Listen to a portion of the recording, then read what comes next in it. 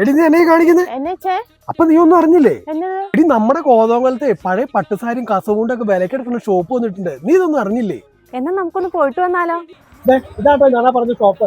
അണ്ണാ എവിടെയാണോ പഴയ പട്ടുസാരിയൊക്കെ ചേട്ടാ ഇവിടെ പട്ടുസാരി എടുക്കും. അതെ, ഇതിന് എത്ര കിട്ടും നോക്കി ചേട്ടാ. ഇത് ഉറച്ചു നോക്കണോ വൈറ്റ് കളർ വരണം.